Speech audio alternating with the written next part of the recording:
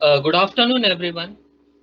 I, Bhushan Pawar, welcome you all on behalf of Shan Anchor Kutch Engineering College, Mumbai, India. We at SAKEC Research Cell would take this opportunity to thank each and every one of you present here today for this hybrid webinar series, Innovative and Emerging Technology in the Field of Research, in collaboration with all our partners.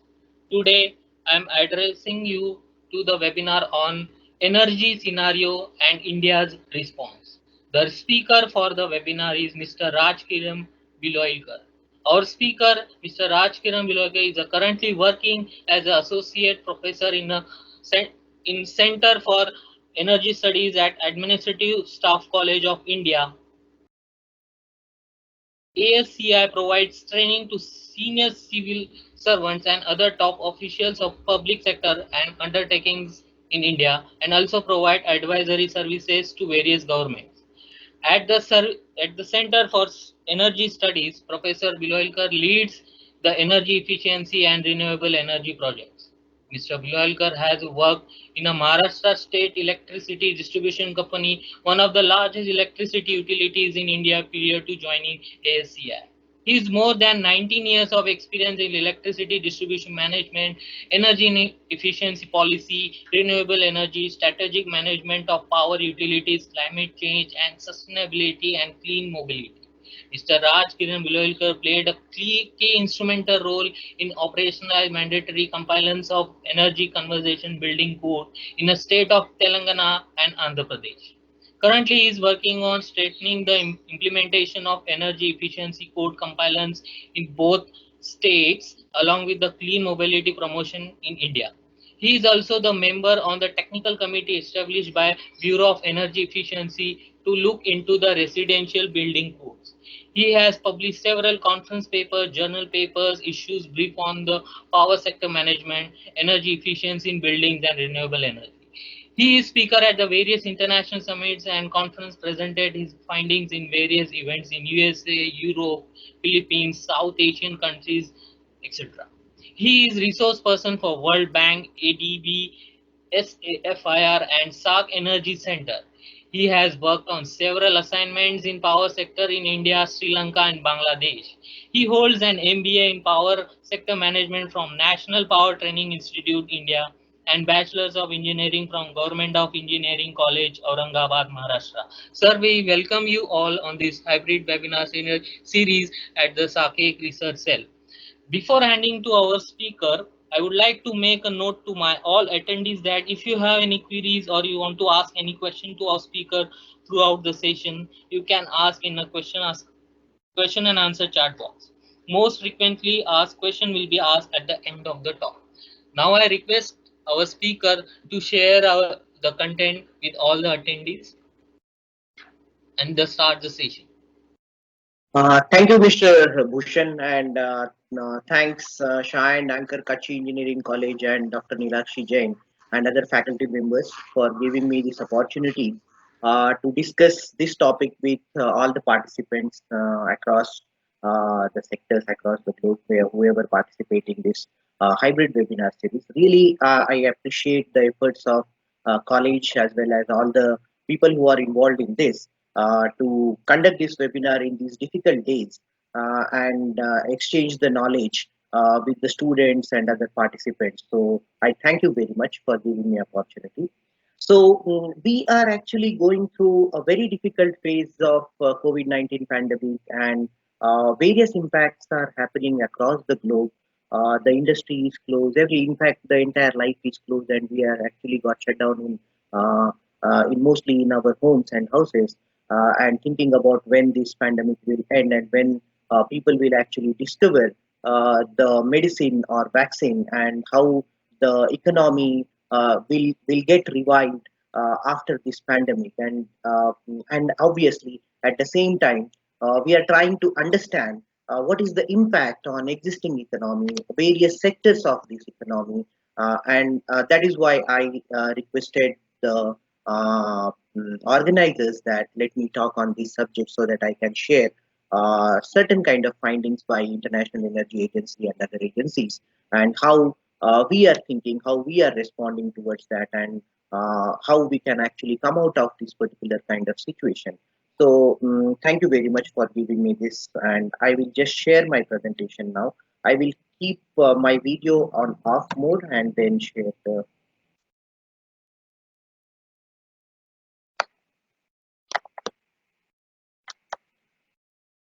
Mr. Bhushan, is my screen is visible? Yes, sir. Yeah, okay. Thank you. So, first, I will just give you a brief of Administrative Staff College of India. I thank Mr. Bhushan for introduction.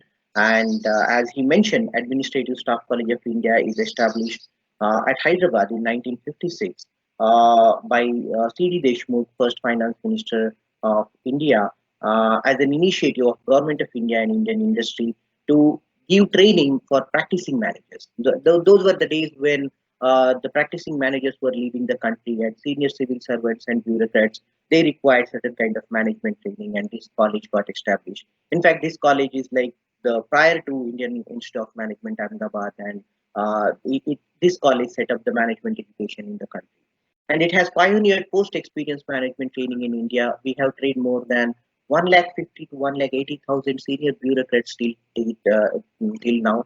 And we have several centers, and one of the center is Center for Energy Studies, where I belong to. And as Bhushan mentioned, we work with various state governments and national government, as well as internationally also advising on various aspects of power sector and energy sector.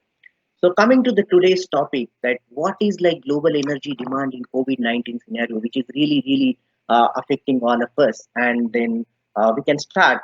We can see that analysis of daily data through mid-April shows that countries in full lockdown are experiencing an average of 25% decline in energy demand per week, and countries in partial lockdown an average 18% decline.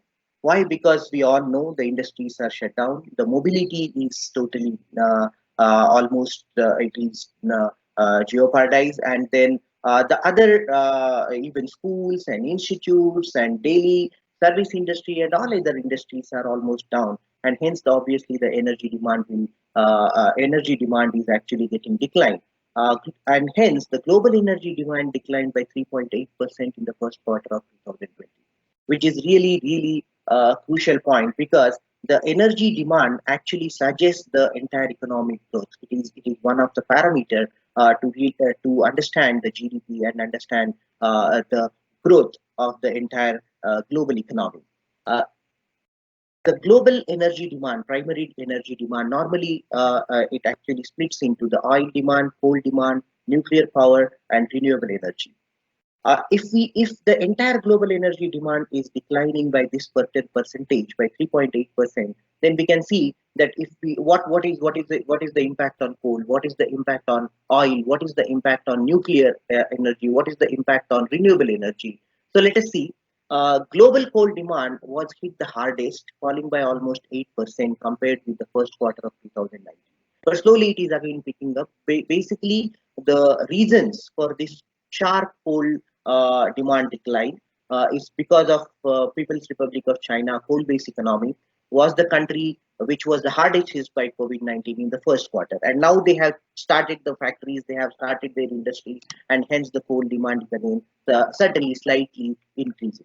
And cheap gas and continued growth in renewables elsewhere challenged the coal, and mild weather also capped the coal use. So that was the reason we have seen the almost 8% decline in the global coal demand. Whereas the renewables, this is a very interesting thing where the global coal demand was actually getting down, was declining. Even the nuclear power was declining. So conventional power, if we are talking about electricity demand terms, the conventional power was getting declined. Oil demand was getting declined. But at the same time, renewable energy had shown certain kind of a growth in demand.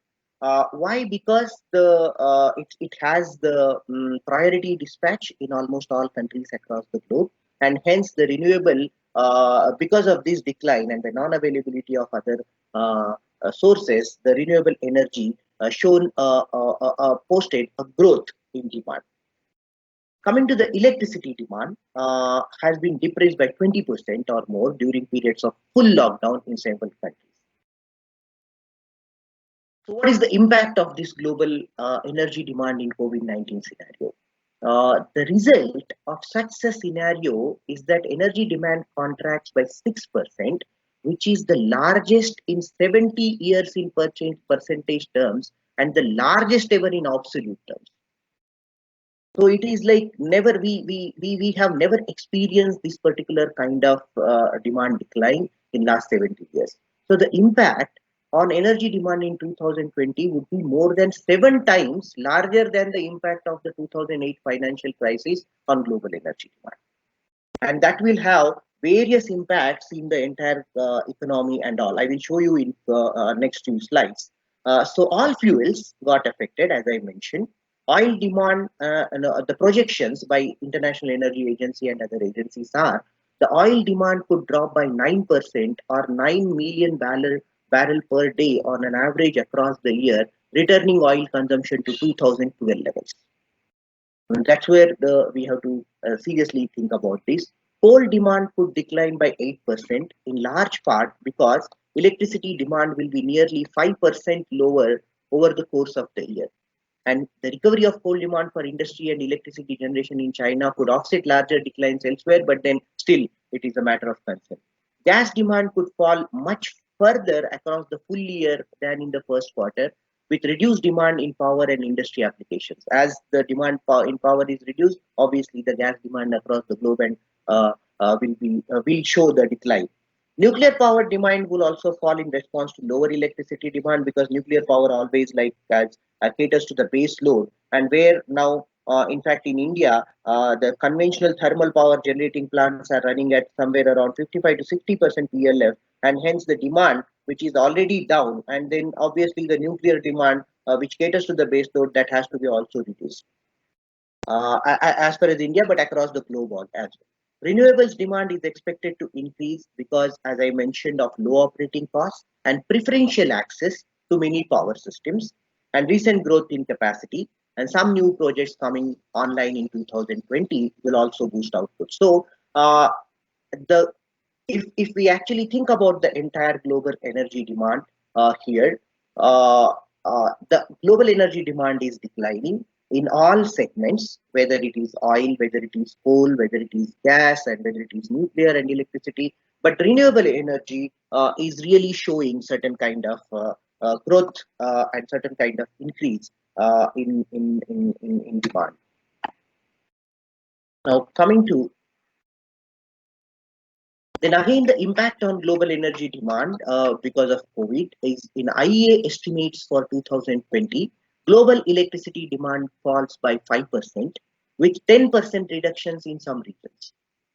Whereas, as I mentioned, the partial lockdown and lockdown are considering those particular kind of regions. Low carbon sources would far outstrip coal-fired generation globally, extending the lead established in 2000 as compared to the 2019 situation. Now, the one good part is like global carbon dioxide emissions are declining, and they are expected to decline by 8% or almost 2.6 gigatons to levels of 10 years ago. That is one, but then obviously at what kind of cost, at what kind of because the economy is down and then the entire economic output is down, jobless are there. We have closed down all kind of activities. There are several job losses posted across the registered job losses posted across the globe in US, UK, Europe, and everywhere in China and even in India.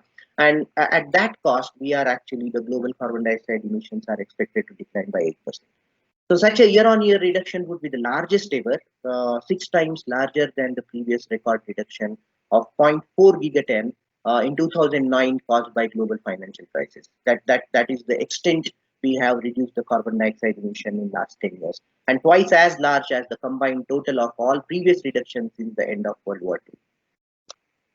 So it actually gives that supply shock as well as the demand shock. What do you mean by supply shock and demand shock? Supply shock is like as I mentioned, the supply of there is primary energy, basically the coal, oil, and nuclear energy and other, as well as the demand is not there because we have closed down all the activities. And hence, if we see the left-hand side, the graph, share of global population under containment measures, the non-essential businesses and the ban on public gatherings is almost like 80 to 100% close, which is affecting the entire the energy demand. Whereas the partial lockdown and full lockdown is somewhere around 20 to 40% affecting the entire energy demand across the globe. So the supply shock arises from the intentional constraints on economic activity, which are like restaurants, shopping malls, and all in some countries, and factories are also closed down to prevent the spread of virus is badly affecting. And to what extent it is affecting, I already explained it to you in earlier slides. Now, with this particular kind of scenario, the share of global primary energy demand is getting affected by mandatory lockdowns by to the tune of more than 55% in partial lockdown and to the tune of 40% in the full lockdown.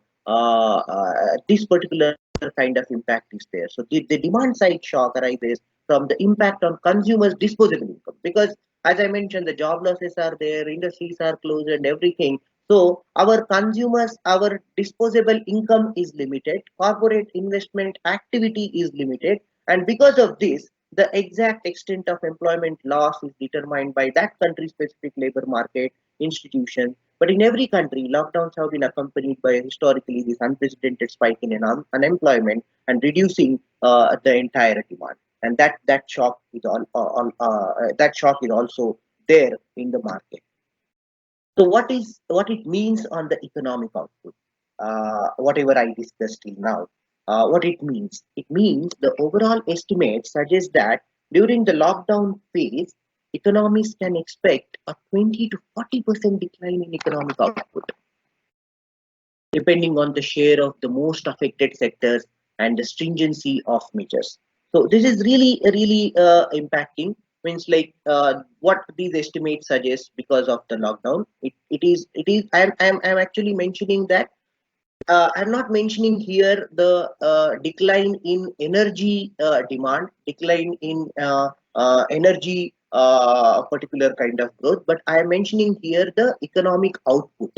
So how vast it is, one can understand with this that if my global energy demand is declining in the range of 6 to 8%, it means the economic output is declining by 20 to 40%, depending on the share of the most affected sectors and the stringency of measures. And that's what we can actually see that how badly this entire pandemic is affecting on the energy sector as well as the global economic output.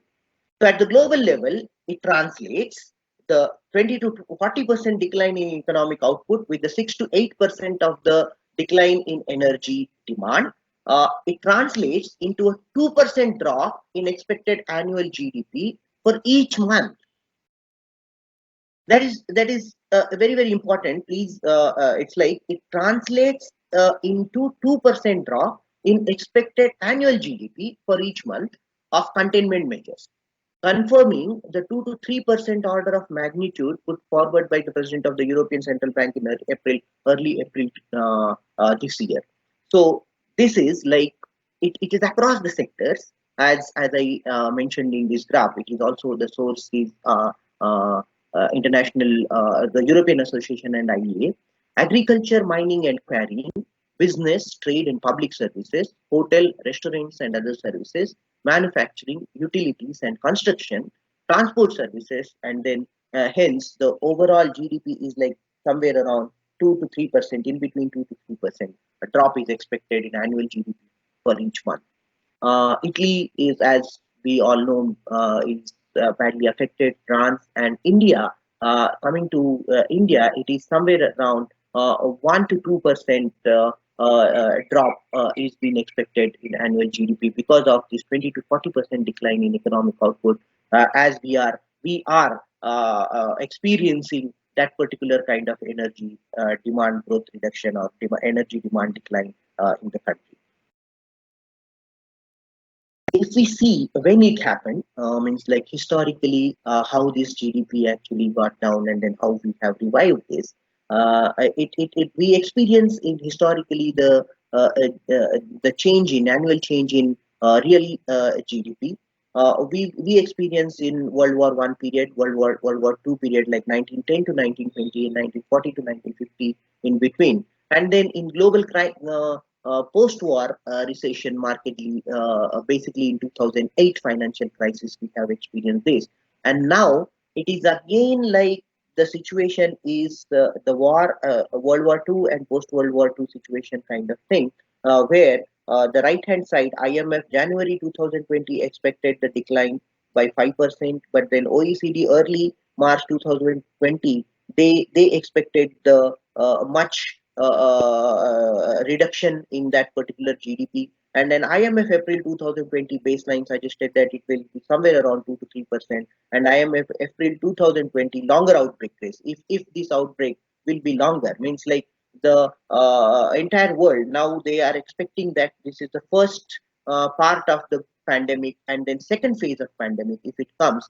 maybe in again the October November, and then if we won't find that particular kind of vaccine and medicine, then the longer outbreak case, in the longer outbreak case, if it continues, and if this lockdown and then all these kind of constraints, containment measures will be prolonged, then the real domestic product GDP decline will be somewhere around 6%, -6%, and that is really really alarming, and then we have to really really concern about this particular kind of thing.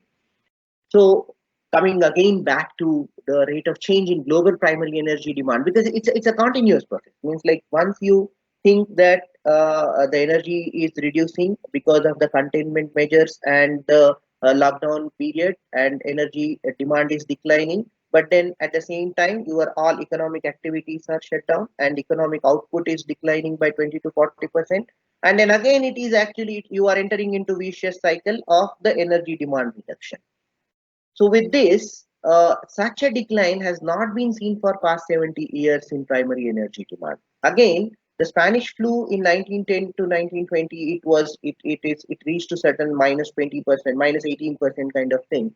And then in World War II also it reached to the -10 to 12%. And then now again, even the global last 70 years global financial crisis, second oil shock and first oil shock, it didn't reach to that level, but now it again gone down to like drop by 6% or something like that. So the latest data show that the drastic curtailment of global economic activity and mobility during the first quarter of 2020 pushed down the global energy demand by 3.8% relative to the first quarter of 2019. And if this lockdown lasts for many months and recoveries are slow across the world, as I mentioned, annual energy demand will further drop by 6% in 2020. And what it means, it wipes off the last 5 years of demand growth. Whatever we have achieved last 5 years, the demand growth, that will wipe off the everything. So the investment concerns across the globe is really really going to affect it, and then I will discuss in few next slides that what how the investment is going to affect, and then what kind of possibilities we can actually think of, and those points I will discuss in next slides. But before that, so these particular efforts to curb the spread of the virus and restart economies are more successful if we actually like we all countries are planning, and even in India, now the lockdown, the opening up the phase one, opening up phase two, which are again reviving the economies, and then if we would become successful in this, the decline in energy demand could be limited to under 4% only, but not like it is reviving in by 2020 or 2021, as it will take at least 1.5 year or 2 years to revive back to certain kind of normal position. Uh, this was like overall scenario of the impact on energy demand across the globe. But then, as I mentioned, then what the impact has on each and every sector. Like if we dig through the each and every sector, the coal, according to the again estimations by these international agencies, IEA and all, I took mostly data from IEA. In Q1 2020 quarter one, restrictions on economic activity as well as changes in weather hit global coal demand, as I mentioned, pushing it down by almost 8%. But the decline took place mainly in the power sector as a result of significant reductions in electricity demand by 2.5% and competition of cheap natural gas and all. So this is the case with coal. Nuclear power output from the world's nuclear power plants also declined in 2020 as they adjusted to lower electricity demand. Natural gas, oil and natural gas, oil demand was down by by 5%, and natural gas demand was down by 2% in first quarter of 2020.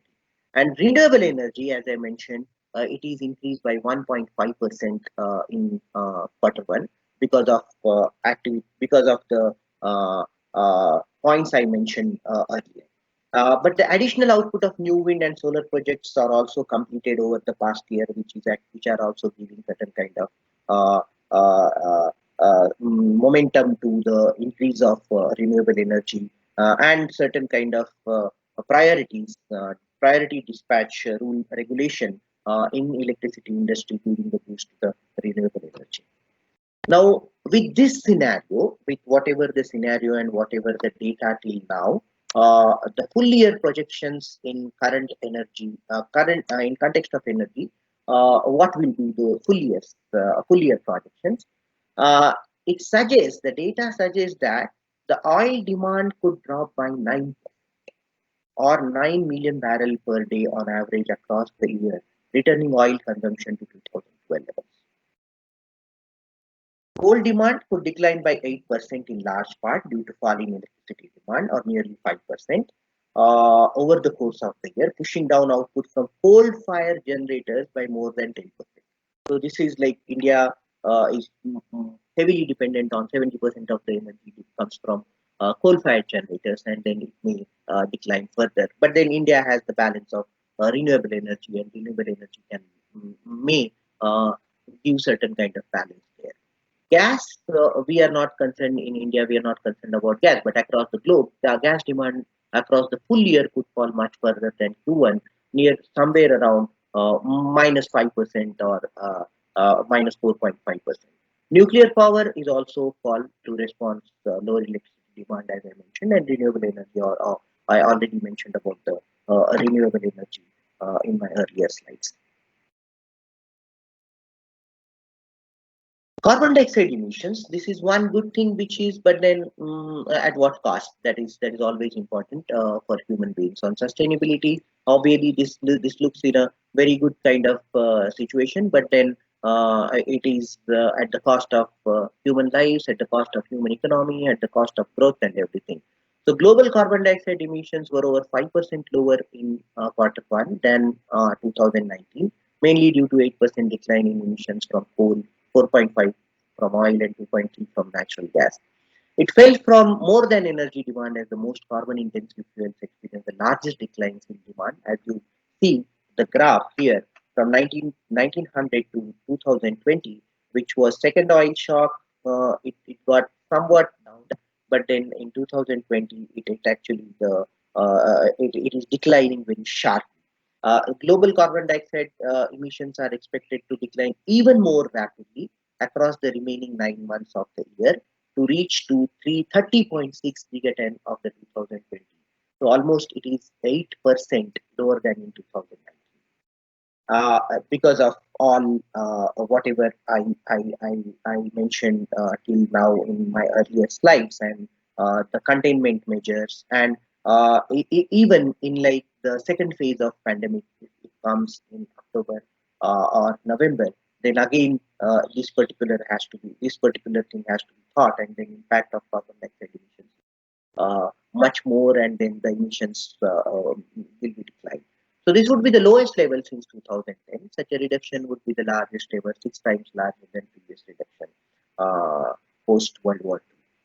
Now, electricity demand reduction in context of COVID-19, in case of India, it is somewhere around minus 25%, 23 to 25% in India, particularly electricity. It is a mix of all thermal, gas, nuclear power, and renewable energy and hydro. So, on an average, we find that every month of full lockdown reduced demand by 20% on average, or over 1.5% on an annual basis. So this is the impact on electricity demand reduction due to the COVID-19 lockdown. Demand reductions have lifted the share of renewables. I already mentioned, so I need not to. But then in IEA projection for 2020 in COVID scenario, global electricity demand would fall 5%, with 10% reduction in some regions, like based on the lockdown and containment measures, and low carbon energy sources would far outstrip. Considering a case, I wanted to explain it to all of you. Many students are there in this webinar. So, if you see the impact of COVID-19 on electricity demand in daily electricity demand in Spain, from week 10 to week 15, how it got reduced. For weekdays, first graph, left hand side first graph, from near about 34 gigawatt on weekdays, it got reduced by week 15, which is actually represented by red line, to almost somewhere around 18 to 19 gigawatt. That is the reduction because of the lockdown and containment measures on weekdays.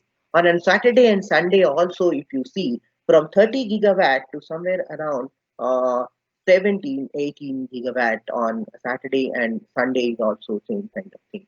So across the Spain, if we consider, because they have data, and then I can actually take one representative sample to showcase you how this is really impacting the entire electricity scenario in many countries. Coming to India, impact in India's electricity demand. Recent data from April 2000, April 2020. From April 19 to April 19, the first table, which shows the 109.26 billion units we have generated last year, whereas in this April, we have generated only 81.54, with 25.37 percentage reduction in our energy consumption in this particular month. So obviously, we can actually directly turn to the lockdown and containment measures. We have, just for your information, I put this particular table number 4 from Central Electricity Authority, that we have the installed capacity of 370 gigawatt. Out of 370 gigawatt, we have more than near about 70% of thermal generation to the tune of 230 gigawatt. This is 30th April 2020 data. And whereas nuclear is somewhere around 2%, 6,780. Renewable is increasing to the tune of 87 gigawatt, and hydro is 45 gigawatt. So, in fact, renewable energy surpassed the hydro generation capacity in India. Now it is 87 gigawatt. It is installed capacity, it is not actual generation, because the capacity utilization factor of renewable energy is different in wind and different in solar. So it might be lesser than that in terms of billion units, but then the installed capacity is somewhere around 87 gigawatt. Now, coming to the generation from conventional sources and renewable energy sources in April 2019 versus April 2020. Mm, Mr. Pawar, is my network? I mean, am I audible?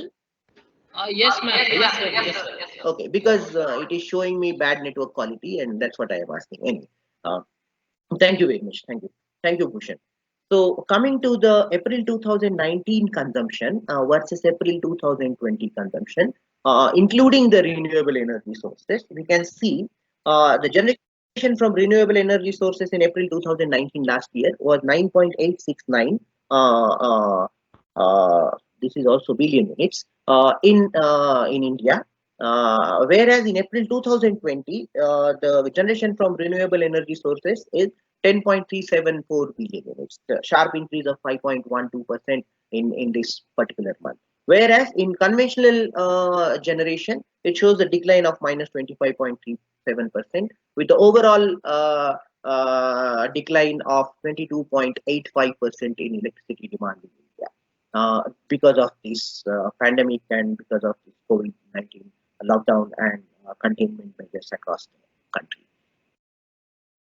So growth versus fall. Now coming, now what is the impact on investment? So till now we have discussed about the global pandemic, the containment measures, and the industry is closed, the activities are closed, and because of that activities, the entire global energy demand is decreasing. In last 100 years, we have seen what was the situation and how bad it is in last 70 years and the impact on various segments of the energy like coal, nuclear, oil and gas, and electricity demand and renewable energy. But then now, what it means in terms of investment, what it means in terms of growth. So last year, when the IEA and other agencies posted this growth, is like if you see the 2019 energy demand growth versus 2020 energy demand growth, the graph, first graph, left hand side graph it shows somewhere around 0 to 2% growth in energy electricity demand in India. It was somewhat flat, but then in other countries it was higher. And now with this particular kind of situation, now it is showing somewhere around minus 4% decline, minus 4 to minus 6% decline overall. So what it terms in investment? In investment, it is they are showcasing that it is 20% total reduction in energy investments across the globe in energy and end use efficiency sector, power sector, and fuel supply, all three segments. So global energy investment is going to be declined by 20% with this particular kind of effect and set to fall by one-fifth in 2020. And that is really, really going to be alarming across the industry. Uh, Investments have been hit across energy sector. Fuel supply investments have been hit hardest in 2020 as the global oil demand and all. I do not want to really touch oil because it's a subject altogether. But then overall, yeah, of course, the electricity, the impact and all energy demand and all basically on electricity demand. So the fuel supply investments have been hit hardest in 2020, while utility scale renewable power has been more resilient, but this crisis has touched every part of the energy sector. As you can see, the down below the graph means like the x-axis shows the upstream oil and gas from 2018 to 2020, mid downstream oil and gas, coal supply, renewable power, which has been like 300 billion US dollar investments, but then sharp small decline. But fossil fuel power, nuclear, electricity networks again it is decreasing. Efficiency sector is going to be affected badly particularly in India. Renewables for transport and heat, because the appliances and all, mostly the manufacturing and the energy efficient appliances are going to get affected because of the industry is closed down and all. And renewables for transport and heat, basically. And again, the clean mobility and all. Those investments are going to be affected in near future, maybe like till 2021 or at the end of 2021.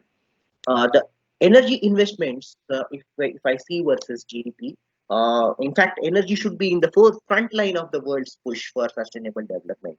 But the investment data reveal a very harsher reality here. The energy investment by sector as a share of global GDP, if I show that fuel supply and power sector and end use and efficiency is like 0.5 to 2%, and then it is declining over the years from 2014 to 2020 and it is already declining and then now it got the hit because of this global pandemic and then it is going into that worse situation. So annual change in GDP and energy investment, if I compare, then also the GDP is decreasing and then it is sharply decreasing this year, and obviously the energy investment is much like minus 20%. It is going to have the impact of minus 20% of impact on the overall energy investment across the globe, which will badly affect the energy sector as well as the sustainable development uh, efforts across the globe. So, what is India's situation now? We have discussed till now the global scenario. To a certain extent, India's scenario also I explained with the last year's data comparison from CA. But now what it is, so India's full national lockdown has reduced energy demand by almost 30%, meaning that with each additional week of lockdown, annual energy demand is reduced by 0.6%. So that is alarming because it actually it has the impact on the financial stability of electricity distribution companies. Electricity distribution companies, if the demand is reduced, then the impact will be there, because electricity discoms in India, they're already mostly they have certain kind of financial problems across almost all electricity utilities except few. So in this particular scenario, if their collection and then the demand gets reduced, the it affects the entire supply chain, right from the generation, transmission, and then back to the fuel suppliers and all. And that is going to be really affected. One needs to really think, and then how we have to see how government is actually going to support. They have certain kind of plans. Government has already declared certain kind of measures. I will show it to you in next few slides. But then still, several measures need to be taken to support the electricity discoms and the entire power sector, basically the electricity sector in India. The lower demand outlook is feeding through the supply side after holding up in the first quarter.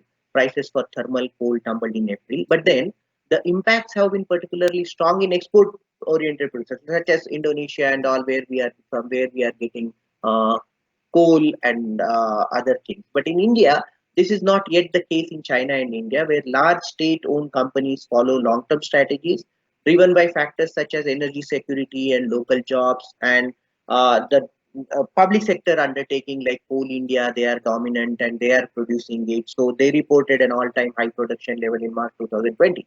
But still, it was still March 2020. But beyond that, there is certain kind of impact, not because of the supply or certain kind of things, but then it is because of the demand situation, and it is because of the finance and the revenue flow from distribution companies to the transmission and generation companies in the sector. So at the same time, some new projects continue to move ahead, and then all. The renewable energy, as I mentioned, this is showing real certain kind of hope, which heavily relies on public funding, likely to see deep cuts in spending. That is where some certain kind of impact might be there, as renewable energy is showing that hope. But then, because India heavily relies on public funding, and there will be a deep cut in spending, so there might have certain kind of impact on RE also. So enabling environments for investment in this scenario carry a number of risks that can challenge project bankability, though those with strong policies see spending support, but still there might we may have certain kind of problems here as well. The Indian government is taking measures to buffer the investment shock, including extensions for project commissioning, maintaining renewable options, and trying to boost private capital. But still, things will get clear in a month or two, and then we may come to certain kind of conclusion or scenarios that renewable energy sector may further grow, or there might be certain impact on renewable energy segment as well. So, what kind of these impact of COVID-19 on power sector investment and revenue in 2020 across the globe and including India? So, it is like if we plot it versus equipment production versus operation of equipment production and operation of existing assets and construction approvals versus renewable power, fossil fuel power, and networks, because power sector divides into these. Then equipment production, obviously there are certain kind of disruptions because it is heavily dependent on China. But then China again has started now, and that those disruptions may not be there in future. But solar PV interruptions also, and wind turbines, especially France, Italy, Spain, and even in India, there is a disruption in all these manufacturing. Operation, obviously, some impacts given mobility restrictions through operation and maintenance often considered essential business, and higher share of renewables dispatched in more countries given lower electricity demand, prices largely buffered from electricity market swings by policies and contract terms and all. As per against the renewable power, uh, the general delays due to lockdowns, limitations, and all, overall expected decline in investment is minus 10%. Whereas fossil fuel power, overall expected decline in investment is minus 15% versus 2019. And overall expected decline in investment is 9%, minus 9% in networks because of these reasons. Now coming to the policy and market announcements affecting investment and revenue in light of the COVID-19 pandemic, especially in Indian context. The deadlines for commissioning of generation projects are extended. Ministry of New and Renewable Energy confirmed extensions for the duration of the lockdown, plus 30 days for renewable power projects treated as force measures. Force measure, so investors may have certain kind of this thing. MNRE declared must-run status of RE projects and ordered discoms to pay generators. But still, some relaxation of payments has been allowed, which is a signal of persistent discom financial stress. And some state governments, as I mentioned, are also allowing payment delays by consumers on electricity bills, which will again affect the entire supply chain. Continuation of solar reverse auctions, a tender for a 2 gigawatt solar PV project for a price of 34 US dollar per megawatt hour was finalized on 16th April. So there is some more, but then still this sector is like needs certain kind of few support and policy statements by government. It is there, but then again, there is certain investors I think need more clarity. The government has put in place measures to boost power sector investment, particularly private capital, extending participation of non-financial banking companies, launching a new investment fund, and improving bankability of power purchase agreements. And low electricity demand in 2020 reduces the need for firm power because, as I mentioned, it is low as the nuclear power, firm power. Uh, uh, that it actually the need of that power is reduced because of the low electricity demand. So piling pressure on our older conventional generation sets where they are actually running on 55 to 60% PLF, less efficient coal plants, but there are still fewer retirements than newly commissioned capacity. So these are the impacts on Indian scenario. Possibilities like benchmark costs have declined steadily in RE, renewable energy, especially in utility scale solar PV, but recent bidding results suggest even lower contracted prices. That's where this is something good thing as well as like how this particular price is getting down and what is the impact on power purchase agreement, what how electricity discoms are looking towards it and how they will revive these particular kind of power purchase agreements, what is the fate of our conventional thermal generating stations, all these particular points will raise from this. Wind repowering, this is important aspect in this, could surge even faster if properly incentivized by regulation or economics. For instance, India has more than 10 gigawatt of wind turbines with less than 1 megawatt capacity in a very good resource sites. Repowering of these means like the efficiency will improve and with the latest turbines would more than quadruple the energy generation of these sites. So there is a scope here for the investment in this scenario. And in India, despite a big push to strengthen inter and interstate transmission capacity in last 5 years, the pace of build out slowed in 2019. But in addition, several renewable projects on the pipeline are facing higher uncertainties and delays because of the government change and several aspects of the policy in few states. So there was less pressure on the need of transmission connectivity. But then the transmission is the Indian transmission sector is very strengthened, and the power grid and POSOCO have already worked on various possibilities to strengthen the transmission capacity in India further. So that will not be issue in problem across India. Energy efficiency investment is expected to rise as more stringent building codes are published by states through the outcome, though the outcome will strongly influenced by by their implementation. As I mentioned, energy conservation building code in few states it is mandatory, in few states it is not mandatory. Energy auditing also, Energy Conservation Act 2001, how they implement it. So all these energy efficiency investment basically depends on that. Energy Efficiency Service Limited is trying hard to as a ESCO and providing certain kind of funding support to government as well as other segments to bring in these energy efficiency levels and increase energy efficiency levels of the country. But still, it all depends on how the states implement this in a very effective way and how we can achieve. But with this global pandemic, as I mentioned, the appliances, the manufacturing capacity has already got reduced, and then the availability of these particular kind of equipments and efficiency measures will be limited, and hence that impact will be there in energy efficiency segment as well. So that is my those are my observations. Those are my certain kind of points in this global COVID-19 pandemic. And if you have any questions, please you can raise those questions. And I really thank organizers to give me an opportunity to share my uh, observations on energy demand with respect to the International Energy Agency data. And I wish all you the safe and I wish that you all will be in a healthy condition in this global pandemic, and then I wish we will come out of this global pandemic very soon. So thank you very much, and I over to you, Bhushan.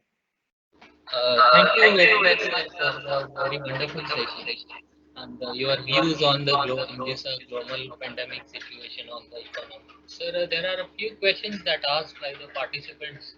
So, as you mentioned that, sir, there are economy is going down and a lot of problems are facing by all the people around the world.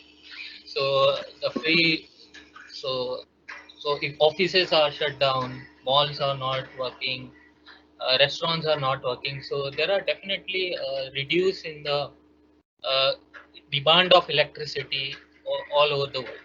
So one of the questions is asked by the same if free electricity is a part of our future. So what is your views? Pardon me, I didn't. There was some break in free electricity. Is the free electricity part of our future? Oh no, I this is my personal opinion. No, I am not in a support of free electricity always. Because see, it is cost. In fact, it is we have to pay for the resources which we consume to generate electricity. We have to transmit that electricity, and there also uh, we have to incur some cost, and so cost to serve is there. So I think at least we have to pay that cost to serve across the segments.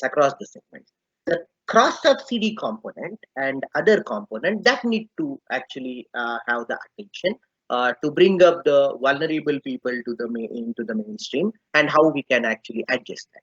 So that is a key concern. I think Indian Electricity Act as well as the regulation talk about that, particularly the cross subsidy reduction and down. But then free electricity, Indian Electricity Act 2003 won't talk. In fact, Indian Electricity Act 2003 was based on the commercial aspect of strengthening the commercial aspects of the electricity industry in the country. But then you all know there are several reasons that to some extent, we achieved the objectives of Electricity Act 2003. But then to some extent, we have to really work hard to reach to that level, to pass on this message to each and every citizen of India that it won't come free. It has certain kind of cost, and we have to pay to that. We have to pay that. Thank you, sir, on your views on this question because everyone wants to be like this in your future, but I know this is not at all possible.